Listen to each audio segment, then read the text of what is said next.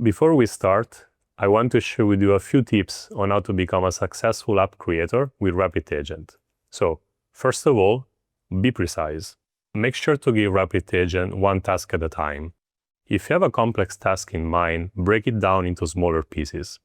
Otherwise, you will soon find out that handling multiple complex tasks at once can be really challenging for today's coding agents. On a similar note, make your prompts specific and detailed. Much like human developers, coding agents work best when they receive clear and unambiguous instructions. Next, be well organized. I want you to keep your project as tidy as possible. Add features step by step, test thoroughly after each addition, and don't hesitate to roll back when something breaks. Then, you always want to start with a fresh session for each new feature. In this way, it will be easier to go back to what was working well before. And last but not least, do not hesitate to return to your last working version. If you keep piling up unstable code and features, most likely you will end up with a mess that will hinder you from making steady progress. And now, the most important recommendation: be patient. Even if you're not technical, do your best to build an understanding of the app and its components as you go. Rapid Agent explains in detail the rationale behind each action it takes, describing both the thought process and the changes it makes on the code. By reading carefully the output of Rapid Agent, you will quickly learn everything about the app that you're creating. So, as a natural follow-up, take a moment to review the suggestions before accepting them. On one hand, question things that don't make sense. But on the other hand, trust that Rapid Agent might often surprise you with an effective solution to the issue that you're facing. And I can't stress this one enough: be patient while debugging. It's part of the process when developing complex features. Even the best software developers spend most of their time debugging.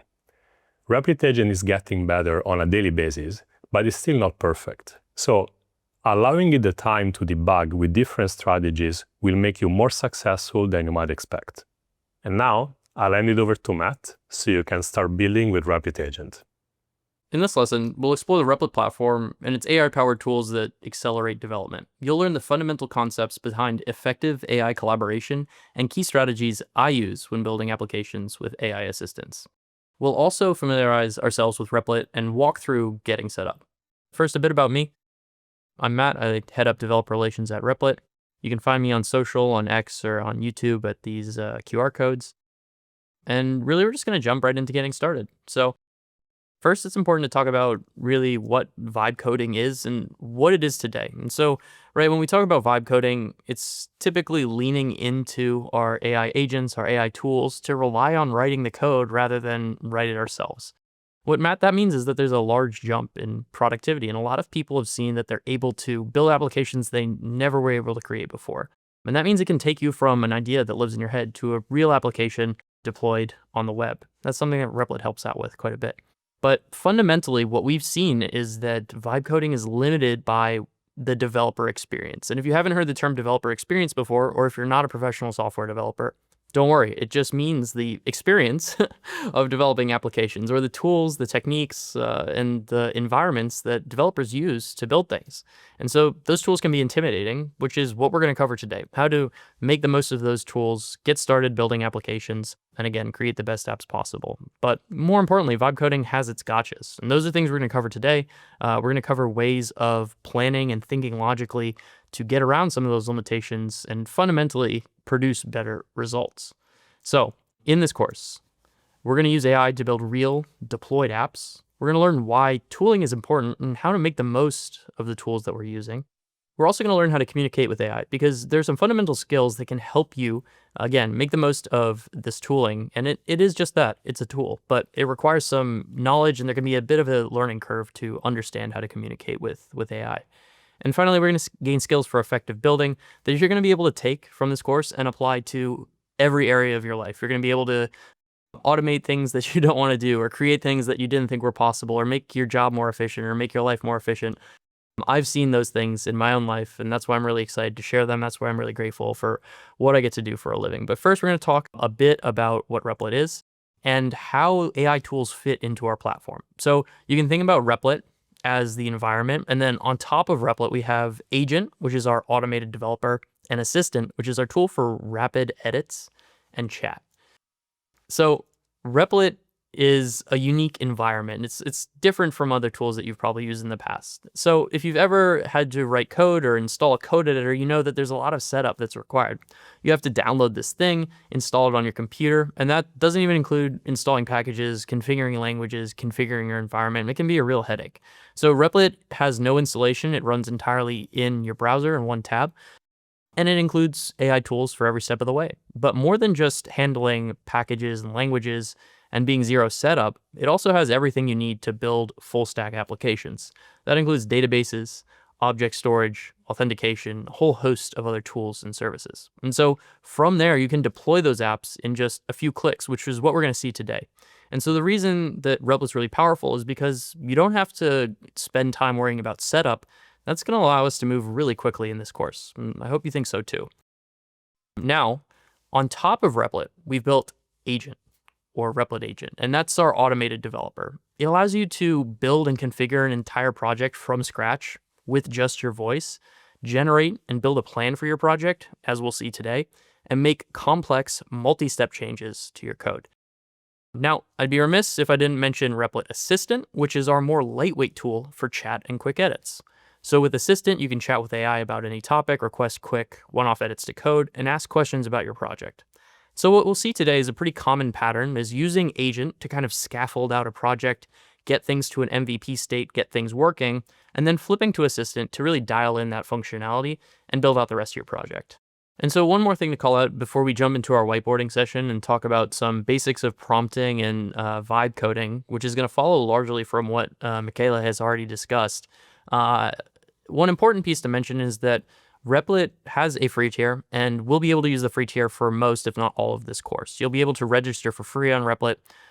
Your first project, you have up to 3 free projects on Replit, which fits into the free tier, and you get a number of credits and checkpoints to use Agent and Assistant without having to pay. More than that, all concepts in this course are completely applicable not only to Replit, but any situation you find yourself building with AI, building with these newer tools. And so there's plenty to learn, plenty to take away, and I think you're going to get a lot out of this course. And now we'll jump into a whiteboarding session, and I'm going to break down some concepts in building that I think are particularly useful for AI and Replit generally. So now we're going to walk through 5 skills in vibe coding that I've thought a lot about and have really helped me take my apps to the next level. Those are thinking, frameworks, checkpoints, debugging, and context.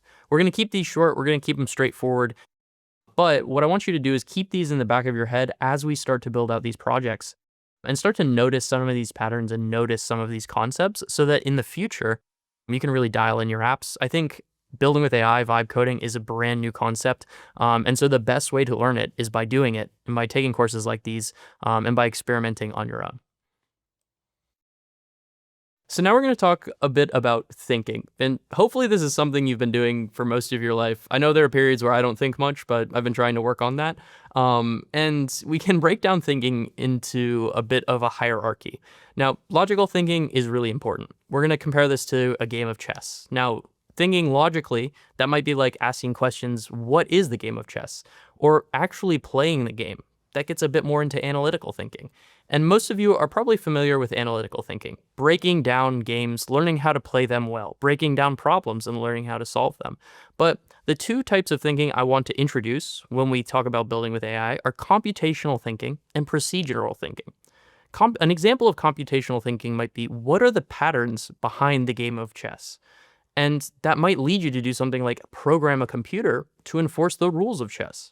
When we build AI applications, we're not just thinking logically, we're actually thinking creatively or thinking computationally about how we can fit a set of logic, which is actually an application, into a complicated problem. A higher level of thinking is procedural thinking, which might be programming a computer to play competitive chess. And that requires us not just to understand the rules of chess and how to program a computer to enforce those rules, but how to program a computer to play something competitively at a high level. And so it really requires us to ask, how do I excel at the game? What are the boundaries of the game and sort of the edge cases that I need to account for in order to build this thing? And then finally, how do I take those things and translate them into code or translate them into natural language for AI to then implement? So next, I want to talk a bit about frameworks. If you don't understand frameworks at a high level, be it languages or packages, don't worry because this is more conceptual. So the important thing is to start thinking about how your app works. That follows from what we just talked about in thinking. Start thinking through how your app works, how we're implementing solutions to these problems, and then think about the solutions that already exist because people have written a lot of code. And the reason AI can write code for you is because it understands the code that people have written. So if you can understand a problem space and start to think through the things that you don't know, maybe that means asking AI, hey, what are common solutions to this problem? Or asking AI, hey, what are some really good packages to help me solve this problem? Then you can understand how to do the thing that you want to, or kind of orient yourself in the problem space. And so that might mean asking AI questions like, what frameworks allow me to do that thing? So for example, if you wanted to implement a drag and drop interface into one of your applications, you could say, help me come up with React frameworks for implementing drag and drop into this application, and then implement one. Interacting with AI in this way is not only a great way to learn how frameworks work and how these things fit into languages, packages, and all of these other structures, but it's also a really great way to get things done faster. And this has been how I've learned front-end development entirely through AI. I just ask a lot of questions. I try to understand the things that it's building with. And really, at the core, I try to understand what I don't know. And that involves a feedback process of asking AI questions and iterating. So next, let's talk a little bit about checkpoints. An unfortunate fact in building is that things break. That's a fact with or without AI, and it's more common when we're building with AI, as a matter of fact. So it's pretty likely things are going to break in this course. But one really important concept is called version control. And every project in Replit has version control by default. You don't have to set it up. You don't have to worry about it. Because of this, we'll have checkpoints when we're building with AI. And we're going to chunk up what we're building. We're going to break it down into logical steps. And then we're going to move quickly in short sprints and utilize these checkpoints if anything breaks. And that means that even if we want to experiment with a new feature, even if we want to prompt AI and learn or try new things out, something doesn't quite work in our app, we can go back to the old state and pick up right from where we left off. A larger point is that this is a really great way to build and develop, utilizing checkpoints, testing what you're building, and then if that works, continuing, and if it doesn't, going back and trying again. Okay, so there are just a couple more concepts to talk about here, and then we're going to jump into building. First, debugging. As I mentioned, things tend to break. The process of debugging is the process of figuring out why things broke. Now, this might seem a little too straightforward, but I promise that it's worth going over. So if you have a lamp that doesn't work, you might first ask, well, is the lamp plugged in? And if it's not, you'd plug in the lamp. If that doesn't turn out to be the problem, you might ask, well, hey, is the bulb burned out? If it is, well, you replace the bulb. And if it's not, you need to continue debugging or find another way to repair the lamp. And this is exactly the same process that we're going to walk through when we're building applications. Now you might say, hey, that's actually a little boring, but you can really make anything fun. And to me, debugging is really fun when I'm building something that makes me excited or that I know is going to produce a really cool outcome. And so the best debugging is methodical, it's thorough, and it starts from first principles. So the goals in debugging are to first understand how our app works, second, understand where the error is, and then ask ourselves the questions, hey, how can we get to the root of this problem? A final step, and this is kind of a jump, right, is how can we tell the LLM what's wrong so that it fixes our problem? How can we tell the agent what's wrong so that it understands the problem? And that's kind of where context comes into play. So if you've been building with AI, if you've been building with LLMs, you've probably heard the term context window or context. And what do we mean when we say context? Well, the context window is the amount of tokens an LLM can process at a given time. Think about that just like the number of words or the amount of information that you can give to our agent or our model, and it can think about in any kind of one chat instance. I like to think about it kind of like multitasking, right? As a human, if you're asking me to do a bunch of stuff, I might start to lose track of some of the things that you asked me. I might start to forget. And so when we chat with LLMs, a consistent theme is going to be that we need to make sure context is relevant to what we're trying to do. Now, context can be the prompt we provide to the LLM. It can also be images, right? That might be documentation that you provide. We're going to go over some examples of this. It could be errors or details about your app, environment, or preferences. And right, that's what we just talked about in debugging. When we run into errors, we're going to have to try and get those errors into the context of our communication with the LLM so that we can get past those problems. So we can understand what the issue is and move on, or we can get the LLM to fix the work that it was doing. And a really important point is because these AI models, the underlying models that power Replit Agent, might have outdated training data, or they might have been built, months or years ago, we might need to provide additional context, especially if we're doing something new or novel that hasn't been done before, or if we're working with a package or a library or a framework that the model is not an expert on. So, tying that all together, what does that mean for getting to an MVP when we're building with AI? Well, we're going to give AI only the information. We're going to give agent only the information that's relevant to the MVP. We're going to start small, like Michele mentioned, and work our way up to something that's full-featured. And we're going to provide foundational context and important details when we're crafting that first prompt. From there, we're going to start implementing new features. We'll provide context relevant to the new feature. We're going to mention frameworks, provide documentation with explicit detail on implementation to really make sure that agent understands what we're trying to do. And we're going to make incremental changes, hit those checkpoints, and then roll them back if anything goes wrong or anything happens. As we're debugging errors, as little speed bumps come up, we're going to figure out how things work. We're going to figure out what's wrong. We're going to figure out how to get information to the LLM to get unstuck and figure out how to direct that context to solve our problems. Remember, they're not errors. They're just happy little accidents. If I can be known as the Bob Ross of vibe coding, I'd be totally fine with that. And so this is the last thing I have before we get into building. I promise we can think about our minimum viable product or MVP, or adding new features to that MVP when we're building. We'll start by prompting AI, and then we're going to test our application. We might try and break it. We might get an error and have to debug that app. But once we do and have a working version, we'll get to a checkpoint. Maybe we don't get any error, and we can just go straight from testing to our checkpoint.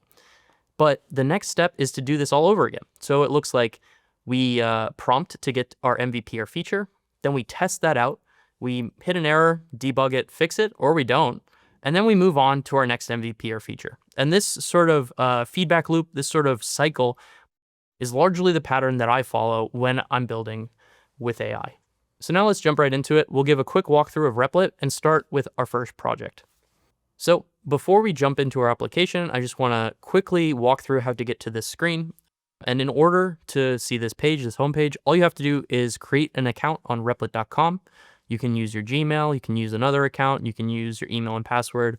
Very simple. And you'll land right here. And this is our homepage. This is our overview page. You can see it's very chat first. So this is where we'll type our prompts to interact with agent. If at any time you want to manage your applications, we have a side pane where you can see all the apps you've made, the apps you've deployed. You can look at your usage, edit your settings, or otherwise manage your account. But let's get started building.